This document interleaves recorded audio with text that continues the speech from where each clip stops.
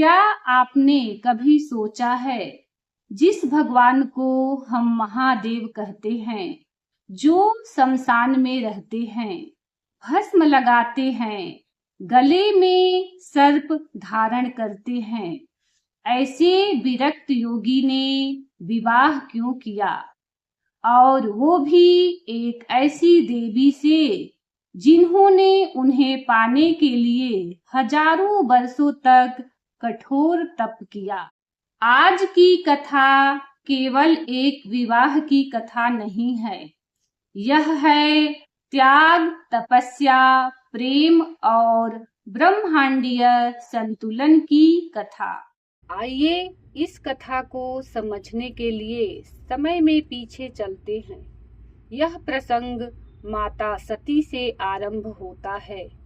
वे राजा दक्ष की पुत्री और भगवान शिव की अर्धांगिनी थी। उनका जीवन समर्पण और प्रेम का प्रतीक था। राजा दक्ष ने एक विशाल यज्ञ का आयोजन किया। सभी देवताओं को आमंत्रण भेजा गया, किंतु शिव को आमंत्रित नहीं किया गया। यह उपेक्षा केवल एक भूल नहीं थी, यह अहंकार का परिणाम था। जब सती वहां पहुंची, उन्होंने अपने ही पिता के मुख से अपने पति का अपमान सुना। उनके लिए यह केवल व्यक्तिगत पीड़ा नहीं थी, यह उनके धर्म और आत्मसम्मान का प्रश्न था। अग्नि को साक्षी मानकर सती ने अपने प्राण त्याग दिए। यह त्याग क्रोध से नहीं, बल्कि सत्य के पक्ष में लिया गया निर्णय था। उस क्षण ने सृष्टि की दिशा बदल दी। जब शिव को यह ज्ञात हुआ, उनका मौन ही उनका शोक था। उन्होंने यज्ञ का विनाश किया, किंतु भीतर से वे अत्यंत व्यथित थे। एक योगी का हृदय भी संवेदनशील होता है। समय बीता, प्रकृति ने एक नई शुरुआत की तैयारी की। सती ने पुनर्जन्म लिया। इस बार उनका जन्म पर्वतराज हिमवान और रानी मैना के घर हुआ। उनका नाम रखा गया पार्वती। वे सौम्यता और शक्ति का संगम थी। बाल्यकाल से ही उनका मन शिव में रमा रहता था, मानो आत्मा अपने शाश्वत संबंध को पहचान चुकी हो। उनकी भक्ति सहज थी, स्वाभाविक थी। उधर एक असुर था, जिसका नाम था तारकासुर। उसे वरदान प्राप्त था कि उसका वध केवल शिव पुत्र ही कर सकता है। देवता चिंतित थे। देवताओं ने पार्वती से प्रार्थना की, यदि शिव और पार्वती का मिलन होगा, तभी संतुलन पुनः स्थापित होगा। यह विवाह केवल व्यक्तिगत नहीं, ब्रह्मांडीय आवश्यकता था। पार्वती ने तपस्या आरंभ की। हिमालय की शीतल वायु में उन्होंने अपने मन को स्थिर किया। उनका संकल्प स्पष्ट था।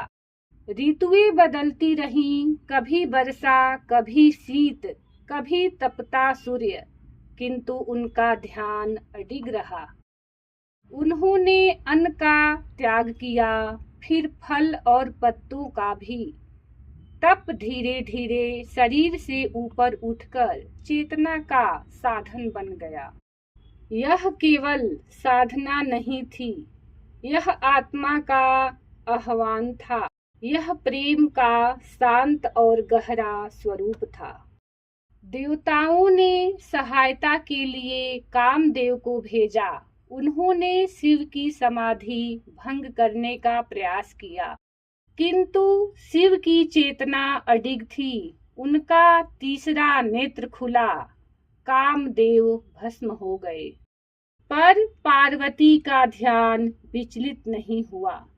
उनकी साधना अब पूर्णता की ओर बढ़ रही थी। शिव ने ब्राह्मण रूप धारण कर पार्वती की परीक्षा ली।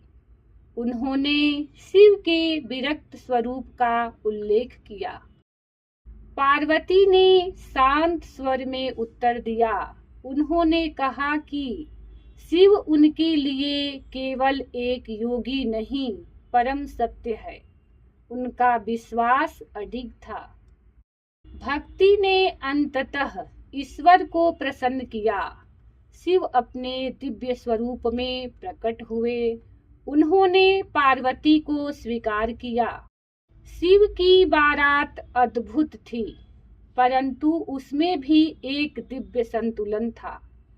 देवता, गण और ऋषि सभी उपस्थित थे।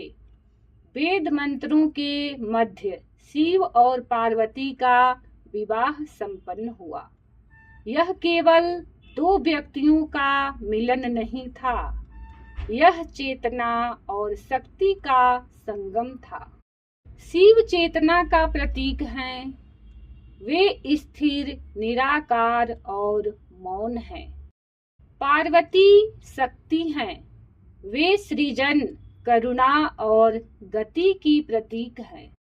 जब चेतना और शक्ति एक होते हैं, तभी सृष्टि संतुलित होती है। यही शिव पार्वती विवाह का आध्यात्मिक रहस्य है। इसी मिलन से भगवान कार्तिकेय का जन्म हुआ और तारकासुर का अंत हुआ। यह कथा हमें सिखाती है कि सच्चा मिलन बाहरी नहीं, आंतरिक होता है। जब हमारे भीतर की चेतना और शक्ति संतुलित होती है, तब जीवन पूर्ण होता है। यही शिव और पार्वती के विवाह का संदेश है। हर हर महादेव।